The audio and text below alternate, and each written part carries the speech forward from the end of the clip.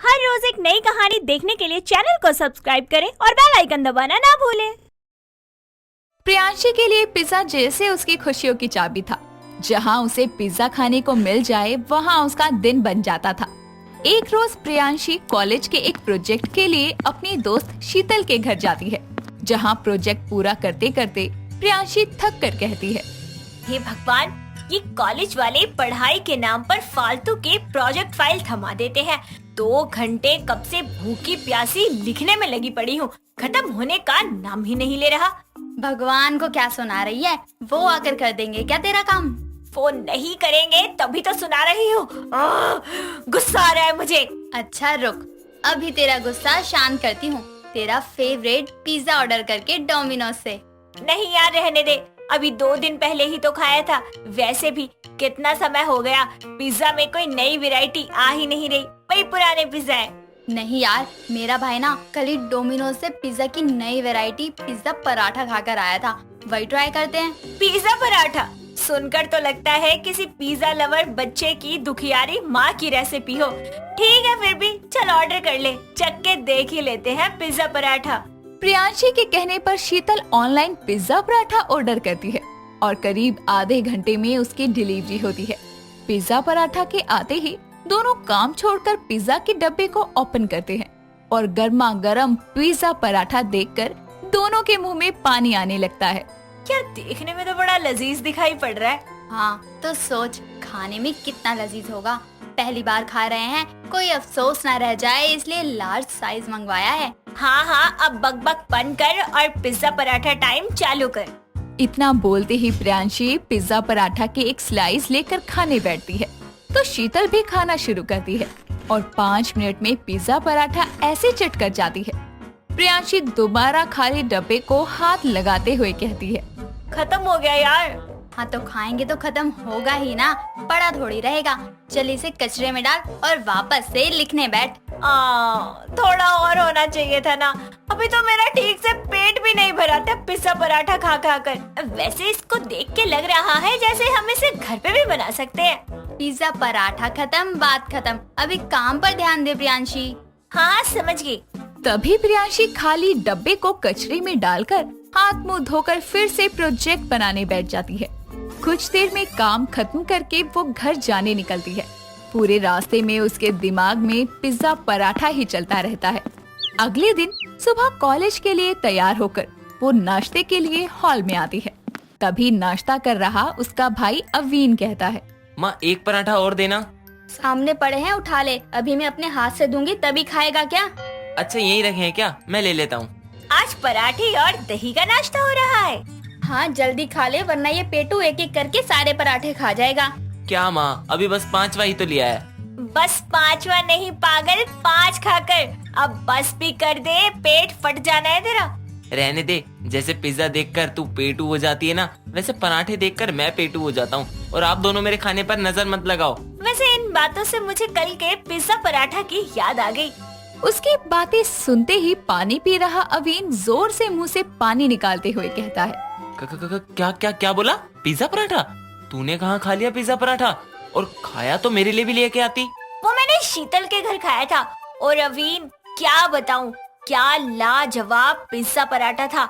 मतलब पराठा और पिज्जा का एक गजब कॉम्बिनेशन था। उसकी स्टफिंग इतनी टेस्टी थी और इतना सॉफ्ट था ना, क्या बताऊं। मेरे मुंह में तो अभी भी ना उसका स्वाद आया ही जा रहा है। वो बोल ही रही थी कि तभी अवीन गुस्से में उसके मुंह में पराठा ठूसते हुए कहता है, चुप कर, पिज्जा पराठा की ऐसी व्याख्या सुनकर मेरे मुंह में पानी आ रहा है। चुपचाप ये पराठे खा। अरे चिंता मत करो, किसी दिन घर में बनाकर ही खा लेंगे। तू और तेरी बातें हमेशा हवा में ही रहती है। अरे तुम दोनों को देर नहीं हो रही क्या? सुलोचना के कहते ही दोनों घड़ी की तरफ देखकर फटाफट नाश्ता करके घर से निकल जाते हैं। समय बीतता है। प्रियांशी पिज्जा पराठा खुद से घर पर बनाने की सोचती है, जिसके लिए वो पिज्जा बनाने का सारा सामान लाती है और किचन में तैयारी करने लगती है। तभी वहाँ उसकी माँ आकर कहती है, ये क्या तामझाम फैला रखा है? इतनी सब्जियाँ ये सब चीजें क्यों लाई है? पिज्जा पराठा बनाने के लिए। बताओ, जिसे ढंग की रोटी नहीं बनती वो भी पराठा नहीं पिज्जा पराठा बनाएगी। बहुत बढ़िया, कौन सा खाना खजाना देख कर आई है? देखा तो नहीं है, लेकिन खाना खजाना देखकर पिज्जा पराठा बनाऊंगी।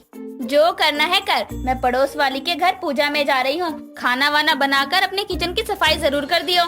हाँ हाँ जाओ अब। सुलोचना किचन से चली जाती है तो वहीं प्रियांशी पहले बड़ा सा पराठा बनाती है और फिर सारी सब्जियों को काटकर पराठे पर फैला देती है और आखिर में उस पर चीज को क्रश करके फैला देती है। कुछ देर में तवे पर ही वो उसे ढककर थोड़ी देर में पराठा बनाकर रेडी कर लेती है और वो प्लेट में उसे लिए हॉल में खाने बैठती है। लेकिन जैसे ही वो उसकी स्लाइस उठाती है, उस पर से सारी सब्जी और चीज फिसलकर प्लेट में गिर जाती है और उसके हाथ में रह जाता है तो बस पराठा। सारी सब्जियों को साइड कर वो उसके साथ पराठे खाने लगती है। कुछ देर में जब सुलोचना लौटती है तो उससे कहती है, बताओ, इतनी मेहनत करके भी तुझसे सब्जी रोटी ही बनी, पिज्जा पराठा का क्या हुआ? माँ, जले पर पिज्जा पराठा बोलकर आग मत लगाओ। वो तो पहली बार बनाया है तो ऐसा हुआ, 2-4 बार बनाऊंगी तो परफेक्ट हो जाएगा। वैसे आप ये वाला चख सकती हैं। नहीं नहीं, मुझे कोई भूख नहीं है, तू ही खाइए, जो बच जाए अपने भाई के लिए छोड़ दियो। पहली कोशिश में तो प्रियांशी से पिज्जा पराठा नहीं बन पाता, लेकिन वो कोशिश करना नहीं छोड़ती। एक रोज वो अपने भाई के बर्थडे पर घर में पिज्जा पराठा बाहर से ऑर्डर कर घर वालों के साथ खाती है। दोनों भाई बहन तो पराठा पिज्जा खाने में लगे थे, लेकिन सुलोचना उस पिज्जा पराठा के स्लाइस को खाने की जगह उलट पलट कर देख रही थी। तभी अवीन कहता है, माँ, पिज्जा पराठा पसंद नहीं आया तो अपनी प्लेट इधर सरका दो। क्या उसे ऐसे उलट पलट कर ठंडा कर रही हो?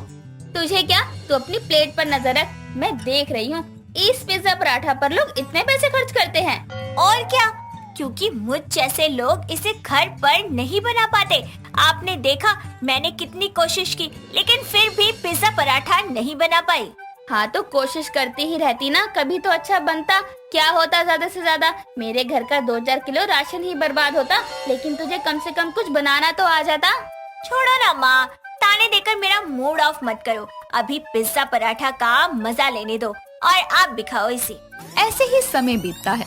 संडे के दिन दोपहर में खाने के समय सुलोचना खुद से पिज्जा पराठा बनाकर खाने में परोसती है, जिसे देखकर अवीन और प्रियांशी हैरान होते हैं।